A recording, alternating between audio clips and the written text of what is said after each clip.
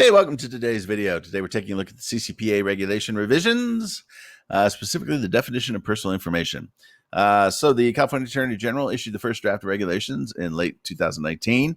As part of the process, it then goes through a comment period. So people, companies, and privacy advocates all submit comments, and the Attorney General's office revises those draft regulations and issues a second set of revisions. And these were published in the middle of February. So we have kind of an idea of where the final version is headed.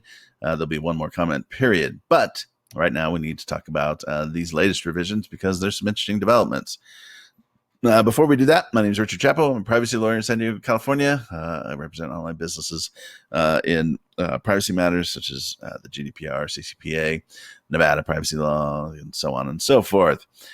If you have an online business or an offline business, you should be taking note of privacy law developments. There have been a lot in the last couple of years. There are a lot more coming. There's 17 different states that have proposed privacy legislation that could be enacted this year, and we may well see a national privacy law somewhere in the next year or two.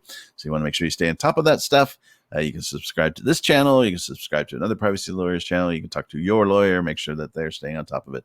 Whatever it is, just make sure you know what's going on so that you don't commit a violation out of ignorance, because they can cost you quite a bit of money. So getting back to the CCPA, one of the maddening things about this law is the definition of personal information. In the actual code, it is so broad that it's hard to think of any information that almost isn't personal information, unless it's something just obvious like this is a rock.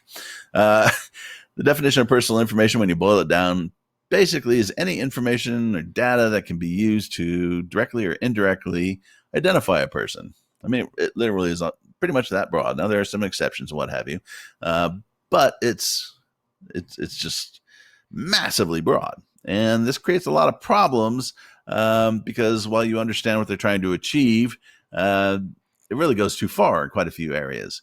And so you end up seeing companies having to comply with the definition of personal information for areas where likely there was never any intention for the law to apply, and that there was, it just obviously is a bad match and so on and so forth. It's not areas where there are abuses. Really, why the definition is so broad is that the people who drafted, the initial initiative, we're looking at Google and Facebook and these kinds of companies and knowing that they were just, sweeping up all kinds of information.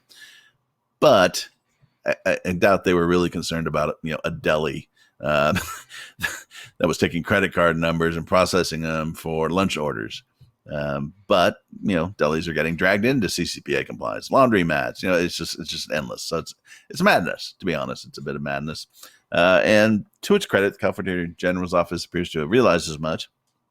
And out of the blue, they've issued some interesting guidance on the interpretation of CCPA definitions. So the section is 99.302. I've marked it down there at the bottom in the revised regulations. And the title is Guidance Regarding the Interpretation of CCPA Definitions. And that's a bit of a lie because there's only one definition they're talking about. It's the definition of personal authority. And the interesting thing is they seem to try to limit it. And so it says whether information is personal information, quote unquote, as the term is defined in the CCPA, depends on whether the business maintains information in a manner that quote identifies, relates to, describes, is reasonably capable of being associated with, or could be reasonably linked directly or indirectly with a particular consumer or household. So that's the code provision. That's what that's saying. And as you can see, very, very broad. However, the AG's office then goes on to say, for example, if a business collects the IP address of a visitor to its website, which every website pretty much does, your server does it automatically. Let's see. So if a business collects IP addresses to visitors of its website, but does not link the IP address to any particular consumer or household, and could not reasonably link the IP address with a particular consumer or household, then the IP address would not be personal information. Okay, as a lawyer, I love this statement because we could literally spend $5 million in litigation arguing over pretty much every word of it. As a business, helpful, not entirely not entirely clear. So basically, what the California Attorney General is really doing here is it seems to be reducing the definition of personal information down to a factual analysis, depending on what a specific company is collecting and how they are using that specific information. Now, in reality, that's probably what was going to happen anyways, but they've really given businesses kind of an out here. Now, there's a secondary question, which is, how much authority does the AG's office have to essentially rewrite this definition of personal information in the CCPA? And privacy advocates, I'm pretty sure, are going to start screaming about that, but they'll probably get away with it. So, when we're looking at a website or an app, the question then becomes, how do you count? Because let's go back to the carve-outs for this, the thresholds.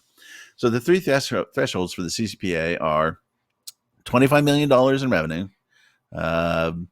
whether you collect data points essentially for 50,000 people, 50,000 California consumers in a year, or you derive more than 50% of your revenue from the sale of personal information of California consumers. And it's an interesting question now because it's that 50,000 number, excuse me, the second threshold that usually catches most companies. Well, if we use this definition and this example, more importantly, the fact that people are just hitting your website does not necessarily mean that they should be counted as part of that 50,000 number. Certainly an argument exists for that. And so some brave companies are going to take that position, I think. I think they're going to step out and say, hey, we just have people coming to our website. They're landing on our website. That's it. Nothing else is happening with their personal information. We're not identifying them. We're not tying them into any kind of consumer profiles or behavioral profiles or anything of that sort. So we shouldn't have to comply. And there's something attractive about that argument. However, it gets more complex from there, because what about others who are doing it through your site or your app? What about service providers who are doing it? What about third parties? So let's say that I'm running an ad network on my site to monetize it. Okay. Well, that ad network is going to be doing behavioral profiling. I mean, they all do, even the ones that say they aren't. they're doing something. So if they're doing behavioral advertising, isn't my, am I making quote unquote personal information available to them? Does that get around this example? Lawyers, any lawyers who would be listening to this now, their minds are running at a high speed. Ideas are coming up, defenses, arguments, this, that, and the other. And it'll be interesting to see how it plays out, because you have to remember the CCPA was not drafted through the traditional legislative process. It was written by private parties. And it was a bit of a disaster when they wrote it. It had spelling errors and grammar errors. And then because of a political situation, it was rushed through Congress, California State Legislature, in a week. It literally went from a poorly written initiative to a poorly written law in a week. To give you a comparison, the GDPR in Europe, the much talked about GDPR, it took them 4 to 6 years, depending on when you consider the start date, to negotiate and write that. So a lot of the CCPA provisions are really flawed. And the definition of personal information, I think, is one that a lot of people have really struggled with. Not just businesses, privacy advocates and everybody else has kind of looked at it like, maybe not the best approach. So anyways, it'll be interesting to see how this plays out. If you are collecting personal information online and you're not really doing much with it, then you may want to talk to your attorney to try to identify whether what you're doing is going to qualify as personal information under the CCPA. Because if it doesn't, and you can somehow avoid the compliance process, well, that's going to make your life a lot easier. However, even if that is the case, you are going to have to be vigilant and very attentive to any future developments you undertake with your business. Because if 6 months later you add an ad network or something that you feel isn't going to be defensible, or your attorney doesn't feel is going to be defensible, well, then at that point, maybe you are collecting personal information, and then you do have to comply with the CCPA. So you can see how it's all going to get very complex here. But nonetheless, it's interesting to see the California Attorney General offer up that little example there. So again, if you own a website or an app or an offline business, it doesn't matter. Any business that has to comply with CCPA, make sure you speak with your legal counsel about that and see, what the impact is on your overall situation. So anyways, thanks for watching. Have yourself a good one.